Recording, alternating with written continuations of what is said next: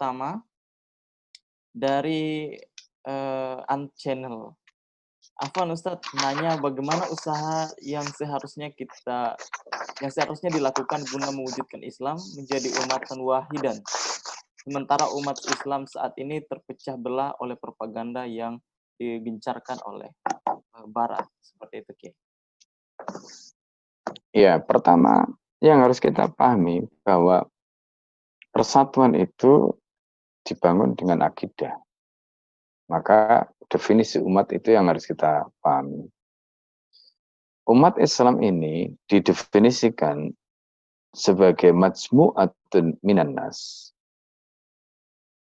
Ya, majmu'atun minan nas tajma'uha aqidatun wahidah. Yanbasiku anha nidham wal hadaulah. Itu makna umat. Umat itu adalah kumpulan dari manusia yang disatukan oleh akidah, yang akidah tadi itu bisa memancarkan sistem di mana mereka mempunyai negara. Ini makna umat.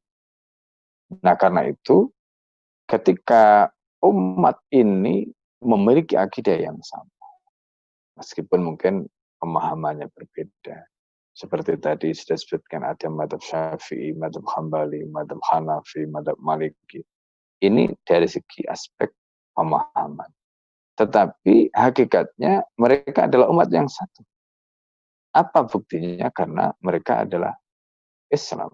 Mereka adalah Muslim. Ya, syahadat mereka sama, Rasul mereka sama, kitab sucinya mereka sama. Ini. Nah, oleh karena itu, ketika memahami konteks umat tadi seperti itu, yang menjadi persoalan kemudian adalah ketika umat ini disatukan oleh akidah. Masalahnya kenapa persatuan tadi itu tidak bisa terwujud?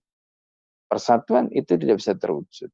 Itu bukan karena umat ini nggak bisa bersatu, tetapi karena umat ini belum menjadikan akidah itu menjadi mindset-nya, menjadi kaidah berpikirnya.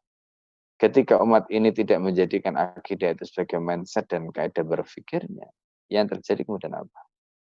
Yang satu misalnya berbicara pakai Islam, yang satu tidak berbicara pakai Islam, maka nggak akan ketemu.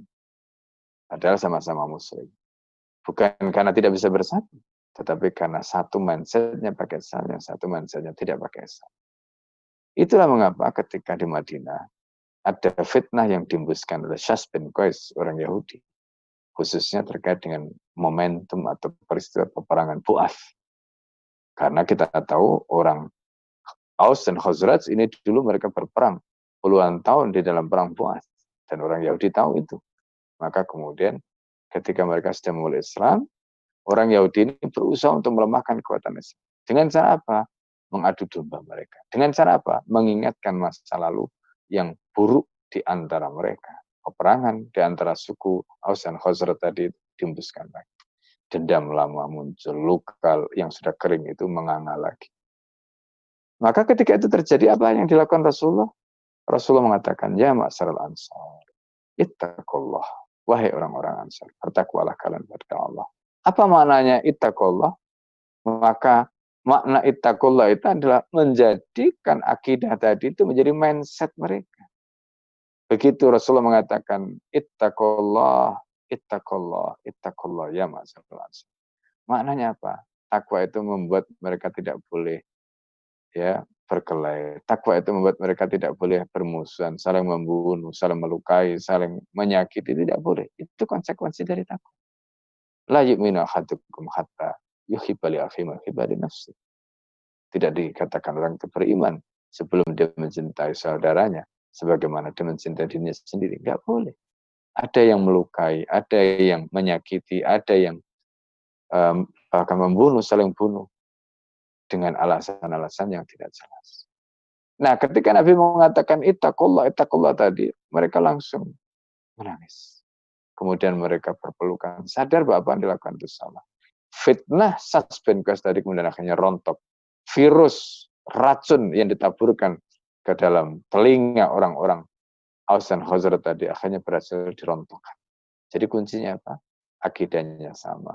Ketika marah dan sebelum marah, akidahnya sama. Cuma bedanya pada saat marah, akidah tadi tidak dijadikan sebagai mindset, sehingga itulah yang kemudian memicu kemarahan dan hampir saja terjadi pertumpahan darah.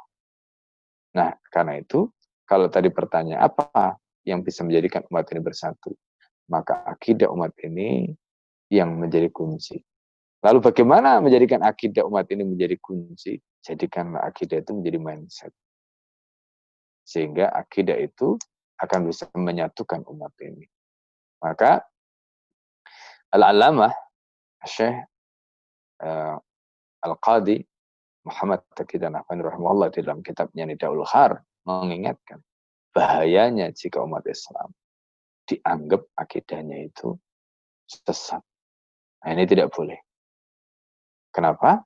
Karena ketika menganggap akidah umat ini sesat berarti akidahnya rusak.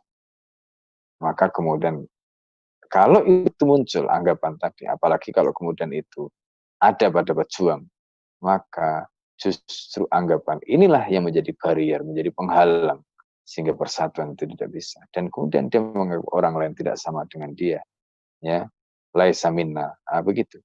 Nah, kalau sudah menganggap laisa minna, sudah. Masalahnya justru karena ada penghalang yang diciptakan karena persepsi tentang kesesatan tadi. Akibatnya nggak bisa bersatu. Na'udzubillah, summa na'udzubillah. Jadi yang benar bagaimana? Akidah umat ini masih tetap sama. Hanya ada kotoran-kotoran yang harus dibersihkan. Nah, kotoran-kotoran itu, debu-debu itu, itulah yang harus dibersihkan. Sehingga kemudian mindset umat ini dengan menjadikan akidah Islam sebagai kaidah berfikirnya tidak akan kembali. Akidah itu kemudian akan menjadi kekuatan yang luar biasa dahsyat di dalam dirinya yang bisa menyatukan mereka kembali. Itu saya kira.